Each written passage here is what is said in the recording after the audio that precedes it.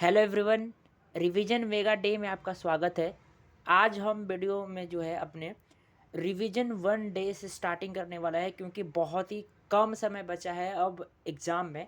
तो मैं अब, क्योंकि पहले ये सीरीज़ चलाया करता था लेकिन बीच में ये स्टॉप कर दिया था सीरीज़, लेकिन फिर से मैं अपने सीरीज़ पे जो है स्टार्ट कर रहा हूँ।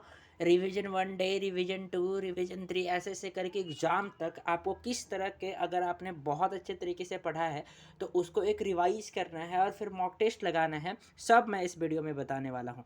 तो अगर आप वीडियो में नए हैं तो प्लीज़ मेरे चैनल को लाइक एंड सब्सक्राइब करें। आपके एक लाइक एंड सब्सक्राइब से मुझे बहुत ज़्यादा सपोर्ट मिलता है और ऐसे ऐसे वीडियो बनाने का मन करता है। तो लेट्स स्टार्ट करते हैं। सबसे पहला जो है आपको यहाँ पर ध्यान देना है कि अभी तक आपने जितना भी पढ़ा है ना, अब उसको रिवाइज करना है, कुछ भी नया नहीं पढ़ना है। अगर अभी भी नया पढ़ रहे हो तो समझ लो कि बहुत दिक्कत हो जाएगा, क्योंकि अब नया पढ़ोगे तो अब तो एग्ज़ाम का डेट आ गया है। अब तो आपको केवल केवल रिवाइज करना है। तो सबसे फर्स्ट ऑफ ऑल देखिए, मैंने टारगेट डे 1 बनाया है, क्योंकि ये मैंने सीरीज पहले चलाया था, कुछ 10 दिन 15 दिन चलाया था, लेकिन वो नहीं कंप्लीट, वो बीच में मैं स्टॉप कर दिया था। लेकिन फिर से मैं चला रहा हूँ ताकि आप जो है ना एक अच्छे तरीके से जो इसको कंप्लीट करो। चलो लेट स्टार्ट करते। सबसे पहला आपको एक रीजनिंग का मॉक टेस्ट लगाना, कहीं से भी आप लगाओ। मैं क्यों बोल रहा हूँ रीजनिंग का मॉक टेस्ट, इस कारण से लगा रहा हूँ, बोल रहा हूँ कि मैथ और रीजनिंग तो क्वालिफाइंग है। बहुत सारे बच्चे इस पर कुछ ध्यान ही नहीं देते हैं और लास्ट में अगर वहाँ जाकर अगर आप मिस्टेक्स कर दिए तो वहाँ पर बहुत ज़्यादा गलत हो जाएगा। तो मिस्टेक्स ना करो, इस कारण से है रीजनिंग का मॉक टेस्ट डेली आप दो। डेली बेसिस पर आप एक रीजनिंग का मॉक टेस्ट दो और फिर उसमें देखो कि क्या आपसे 10 क्वेश्चन 15 क्वेश्चन जो है 20 में से 10 क्वेश्चन 15 क्वेश्चन सही हो जा रहे हैं। अगर सही हो जा रहे हैं तो बहुत अच्छा क्वालिफाइंग है। तो उसके बाद जो है आपको इंग्लिश और जीके जीएस पे ध्यान देना है, ठीक है। तो आपको पहले ये करके दिखना है कि आपका क्या स्कोर आ रहा है। उसके बाद है इंग्लिश में जो है 100 फ्रेजल वर्ब का रिवाइज करना है, क्योंकि फ्रेजल वर्ब जो है ना हर एग्ज़ाम में आ रहे हैं। CGL CHSL MTS जितने भी एग्ज़ाम है ना, सब एग्ज़ाम में आ रहे हैं। तो आपको 100 फ्रेजल वर्ब का रिवाइज करना है। आप कहीं से भी करो, डजेंट मैटर, आप 100 फ्रेजल वर्ब पक्का पक्का रिवाइज करो और उसको जब आप मॉक टेस्ट लगाओगे तो बहुत ज़्यादा फ़ायदा होगा। उसके बाद 100 सिनोनिम रिवाइज करना है। अब सारा 100 का टारगेट रहेगा, क्योंकि 50 अब कुछ नहीं, क्योंकि एग्ज़ाम बहुत नज़दीक हो गया। तो 100 सिनोनिम का टारगेट रिवाइज करना है। उसके बाद इंग्लिश में जो है कॉम्प्रिहेंसन लगाना। अगर किसी को कॉम्प्रिहेंसन नहीं समझ में आ रहा है कि हम कॉम्प्रिहेंसन कहाँ से लगाएं, तो आप टेलीग्राम चैनल पर जाना, वहाँ पर इंग्लिश माध्यम सर्च करना। तो वहाँ पर वो डेली बेसिस पर जो है ना वो एडिटोरियल प्रोवाइड करते हैं, उसी के नीचे जो कॉम्प्रिहेंसन है, तो आप वहाँ से जो है उसको अच्छे तरीके से क्या कर सकते हैं, कंप्लीट कर सकते हो, ठीक है। तो इंग्लिश कॉम्प्रिहेंसन आप वहाँ से कर लेना।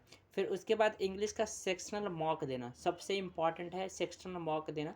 सेक्शनल मार्क्स दो, उसमें क्या गलतियाँ आ रही है उस गलतियाँ को लिखो, उस पर एनालाइज करो, उसको फिर से पढ़ो, रिवाइज करो। और और जब दूसरे टेस्ट दो तो ध्यान रखो कि वो जो गलती कल हुई थी वहाँ पर वो गलती ना हो, ठीक है। तो तभी आपका स्कोर जो है इम्प्रूव करेगा। उसके बाद जीके जीएस की बात करें तो जीके जीएस में आपको लेक्चर नंबर 13 रिवाइज करना है, क्योंकि मेरा सारा लेक्चर कंप्लीट हो गया परमार सर का। तो मैं लेक्चर नंबर 13 रिवाइज करूँगा, ठीक है। उसके बाद है करेंट अफेयर पढ़ूंगा। करेंट अफेयर जो है इंडियन स्कीम, भारत का स्कीम पढ़ना है, जैसे प्रधानमंत्री जनधन योजना, प्रधानमंत्री जो उज्ज्वला योजना, प्रधानमंत्री, इस प्रकार से जितने भी न स्कीम है ना वो आपको रिवाइज करना है, क्योंकि वहाँ से डायरेक्ट क्वेश्चन पूछा जा रहा है। चलिए मैं एक क्वेश्चन पूछता हूँ, अगर आपको पता है तो कमेंट बॉक्स में दे देना। प्रधानमंत्री जनधन योजना कब हमारे देश में लाया गया था, आप बताना कमेंट में उसका आंसर, ठीक है। और ये किस मिनिस्ट्री के अकॉर्डिंग लाया गया था ये भी बताना। उसके बाद जीके जीएस जो है रिवाइज मुगल एम्पायर करना है, क्योंकि मुगल से भी क्वेश्चंस आ रहे हैं, ठीक है। तो आपको जो है ना मुगल एम्पायर को रिवाइज करना अच्छे तरीके से। उसके बाद जीके जीएस में जो है फिर से सेक्शनल मॉक टेस्ट में, सेक्शनल मॉक में इस कारण से बोल रहा हूँ क्योंकि अगर आप फुल लेंथ मॉक लगाओगे तो आपका टाइम कंज्यूम होगा, क्योंकि आपको पता है कि मैथ और रीजनिंग क्वालिफाइंग है तो वो भी तो सेम ही टाइम है, तो उतना फिर क्यों उतना देना।